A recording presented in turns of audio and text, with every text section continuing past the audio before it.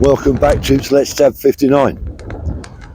Bit of a blowy day, so hopefully the mic's not playing up too much. I'll try and keep it sheltered if I can.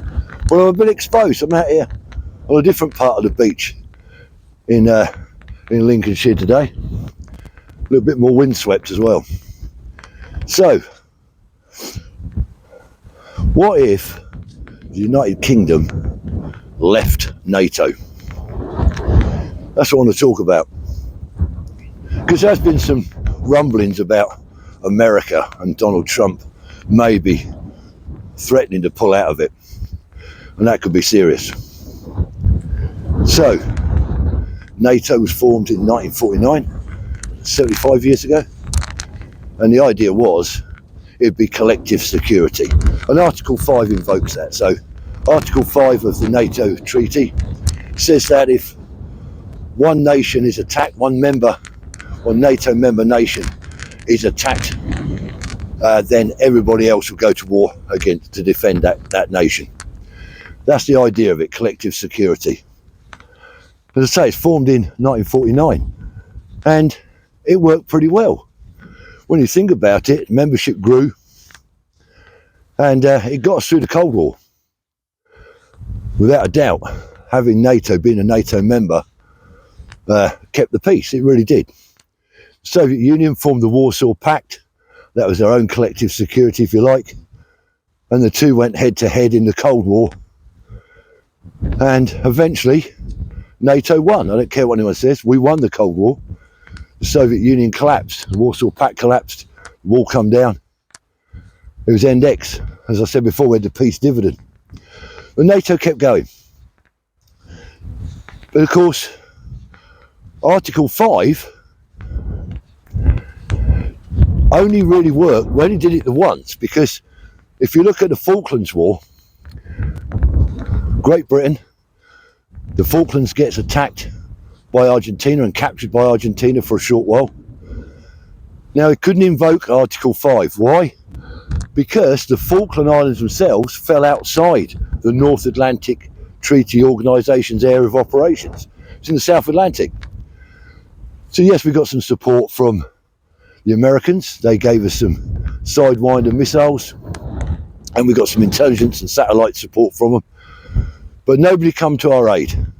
We had to fight that one on our own.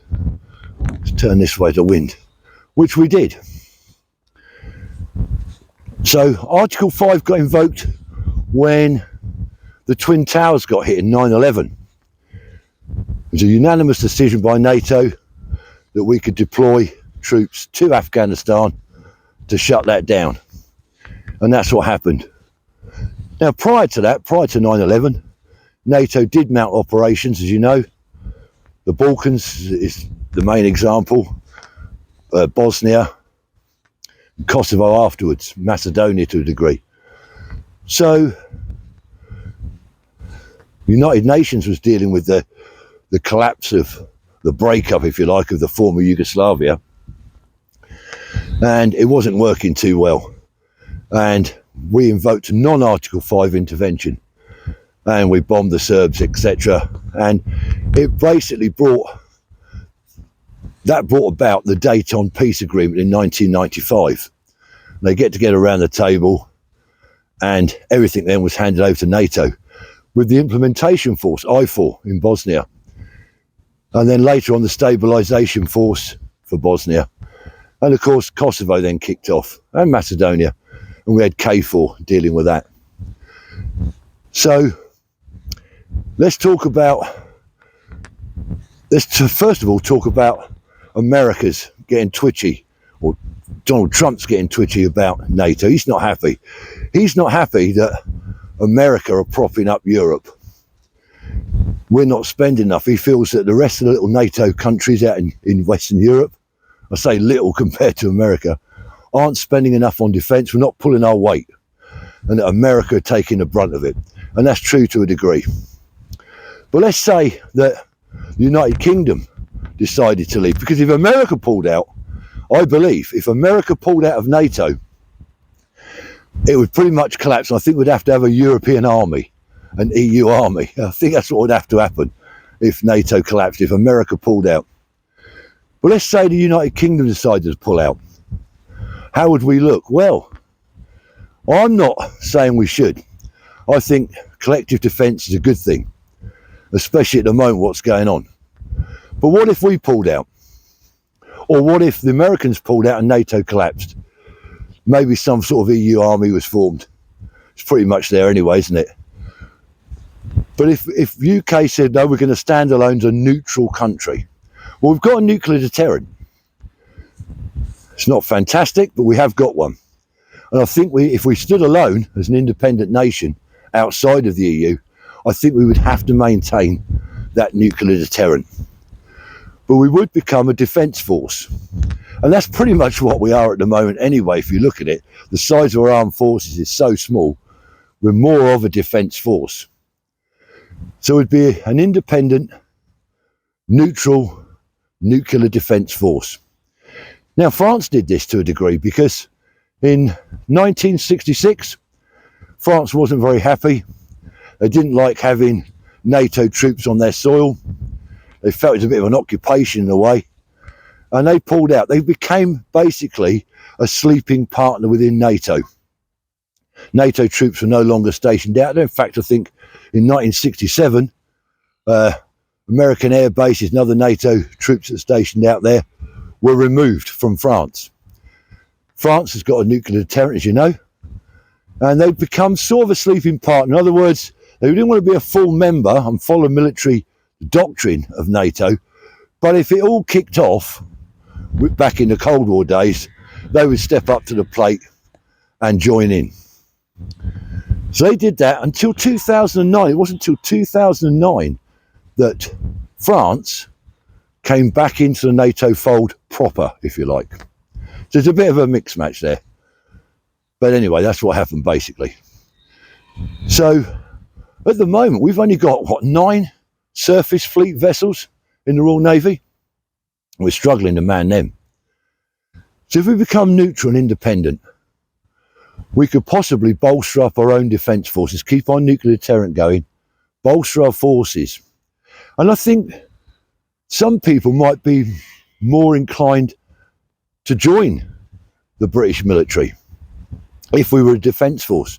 I see a lot of comments on here about, I'm not going to go off and fight for this country overseas, blah, blah, blah, but I'm willing to defend my country, i.e. the UK. So if we were a defence force, maybe young people join that and think, well, I'm not going to be sent off to some foreign war.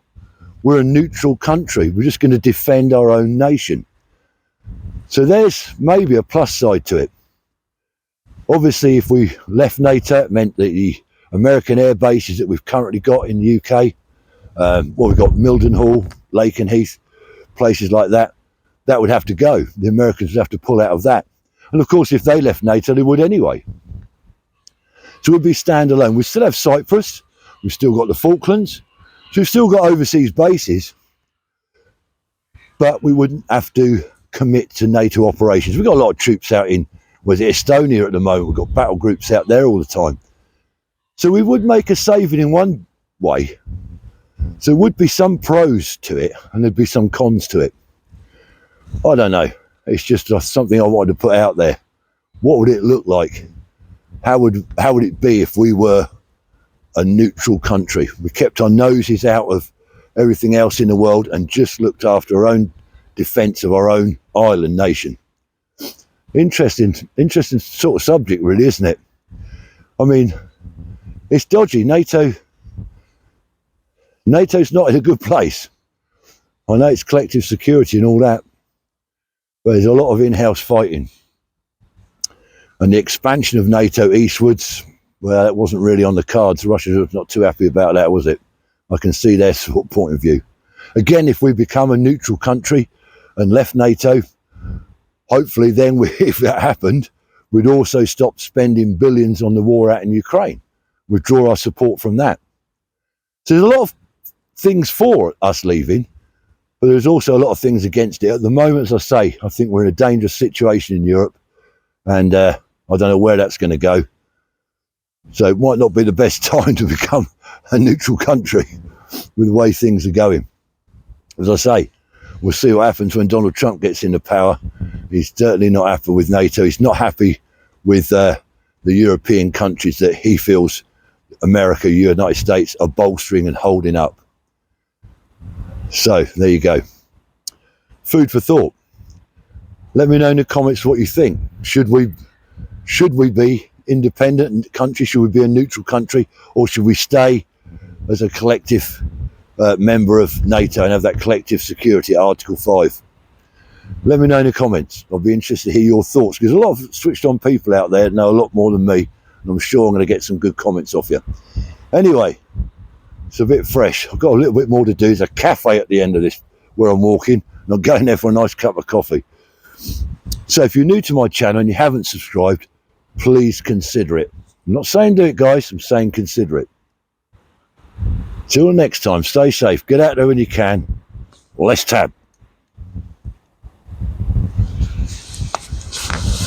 Oh.